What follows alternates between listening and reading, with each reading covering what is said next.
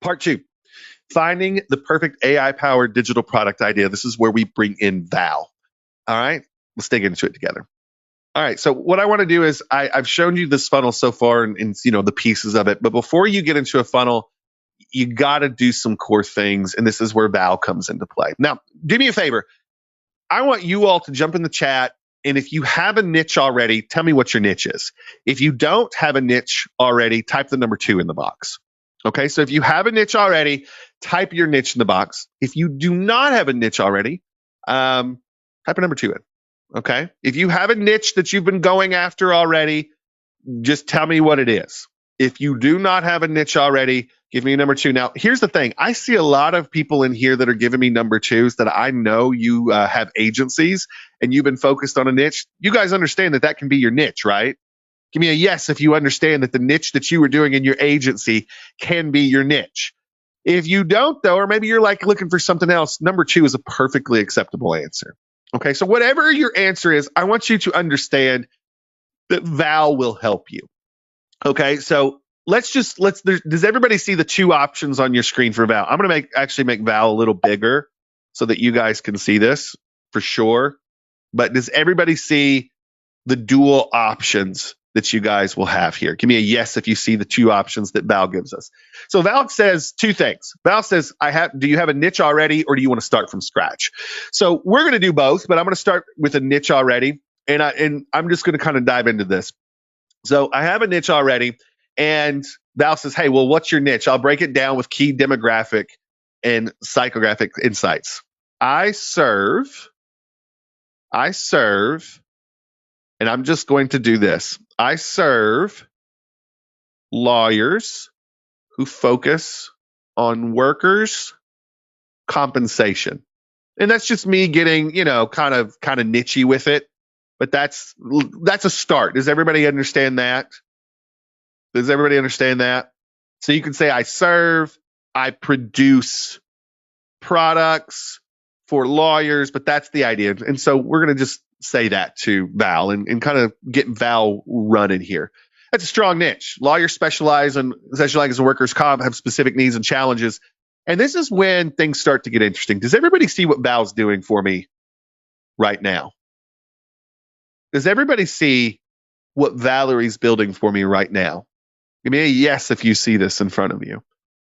So here's the interesting part. Valerie says these are usually 30 to 60-year-olds. The gender is predominantly male, but female representation is growing. Their income is $80,000 to $250,000 annually. Okay. Occupation, attorney specializing in workers' comp. We know that. Education level, they have a law degree.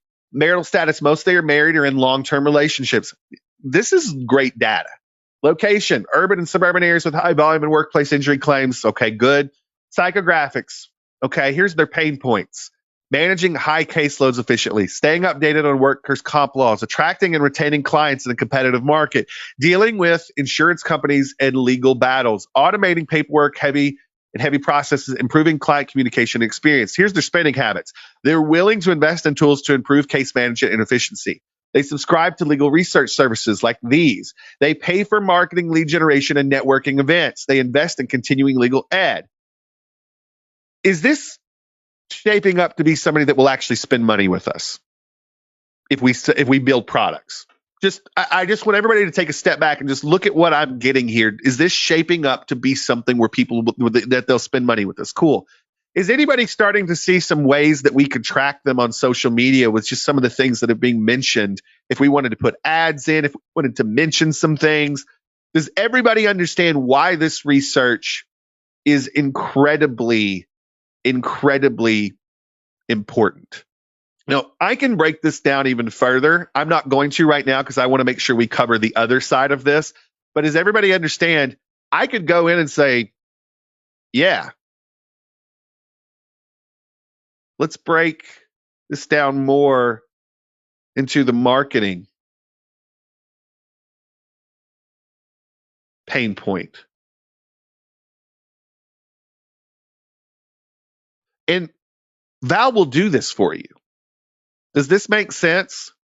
So I want you guys to understand what Val's doing right now is saying, hey, here's some things that you could build a product on that would be interesting to this group of people? Give me a yes if this makes sense to you. Val is telling me, hey, if you wanted to build something about marketing, these are maybe some directions that you might want to go. And here's some suggestions. Now, I don't know about you. A lot of this stuff is stuff that I already know that they would probably be into. But does everybody understand what it means, whether I'm tired or not, whether I'm not feeling creative or not, what it means to just have this stuff listed out in front of me so that I don't have to go from scratch? This is so important. So important. And I could keep breaking this down further. I could say, let's dig in more to 7, which is social media and branding. Okay. And now we're getting into like even more things that this group of people is worried about. It's giving us even more intelligence. Does everybody understand why Val, even though most people think that research is the most boring part, they're going to think that Val is the assistant that I'm not going to use the most. You have to start with Val, even if you've been working in your niche forever. Even if you have an inside person that can tell you this stuff, what Val will tell you, if you have a niche already, that will surprise you, will blow you away. I have not put in anything, even like the niches I've been working in for 5-10 years, you guys. I have not put in anything to Val yet where Val didn't surprise me with at least a few different points as we were doing research. Does this make sense? Give me a yes if this makes sense and you understand what Val's doing so far in that term. Now we're going to go back to Val in the beginning and we're going to do a new chat with Val.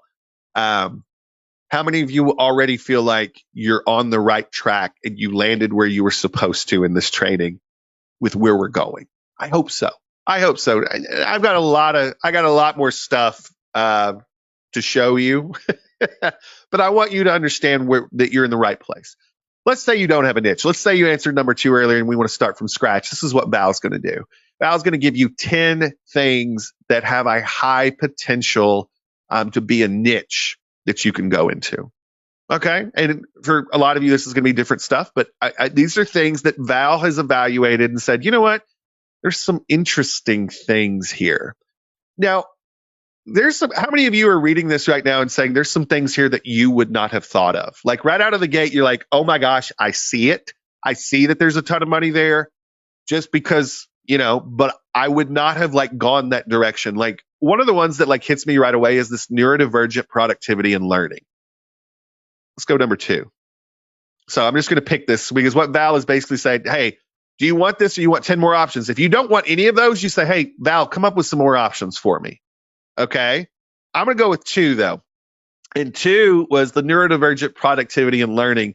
And then Val's going to say, let's pick a sub niche. Okay. And this is where things get really, really interesting. These are things we're getting to. So I want to go into number 7, which I think is super important for a lot of folks right now, which is this mental health and emotional regulation for neurodivergent minds. Okay. Now, some of you are like, oh my gosh, I would never go into that. That's okay. I just want to show you that Val is providing things for you in angles that you may never have seen before. Give me a big number 1 on the box if you're seeing Val is going to, if I don't have anything to go after, Val's going to give me some blind spots in the market that I can go after. So here we go. For this particular niche, we're breaking down this stuff. Now I'm going to tell you guys, for this particular niche, $30,000 to $80,000, it may not be something you're interested in. You may be wanting to aim for the more folks that are making $200,000 or more.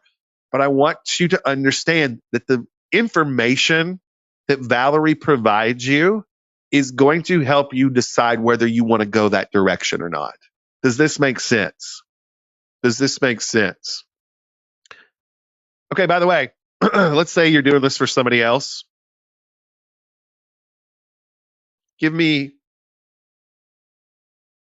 a summary for export.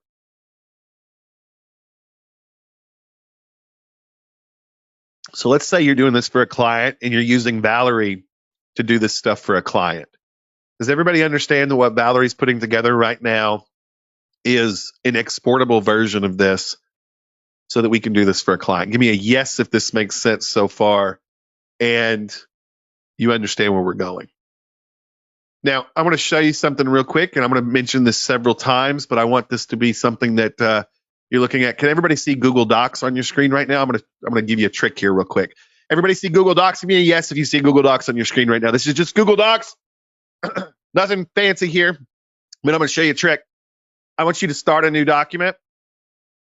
This is our brand new document, and I want you to do something for me here real quick. Does everybody see where it says Tools?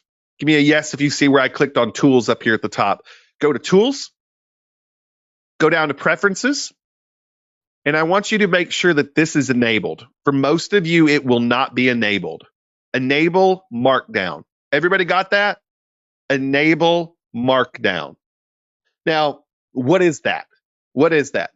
If you've ever gone to, ChatGPT or something like that, and you've had something you've copied and you've pasted it into a document like this and it looked like crap, it's because you didn't have Markdown enabled.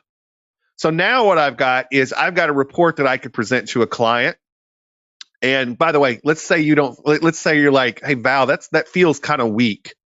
You just go back to Val and say, can you bulk up this report a little bit to explain more? And I just want you to watch what's happening. Val's going back to the report and bulking up the report for us. Does this make sense? Give me a yes if this makes sense to you. So Val's going in and bulking this report up for me so that we've got a little bit more explanation of things. When Val is done with this report, if you want to leave it where it is, that's totally fine. That's totally fine. But if you want, what you can do is, like I said, you can wait for Val to get done. You can copy it, and then you can paste it in here. What I want you to understand about Val is simply this. Val will help you see your blind spots, whether you've got a niche picked out already and you think you know everything about them, or it's something where you're like, I don't know a lot about this. I'm searching for something to go after and be passionate about. Val is going to help you get the data that you need. Now, here's the thing.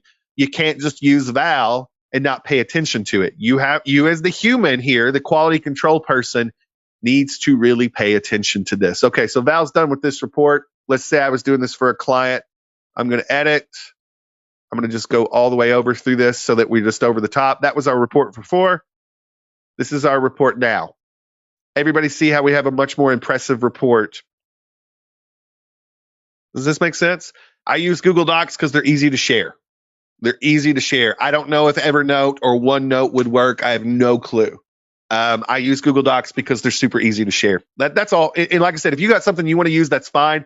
I'm just showing you kind of how we use it here. Okay, so does everybody understand, before I move on, does everybody understand Val and the value that Val brings to us in all of this? Give me a yes if you understand why we have to start out with Val. It is incredibly, incredibly important that before you get into what we consider the fun stuff, which is product creation, which is all that stuff, that you understand some key things from Val. Okay, good. Let's keep going.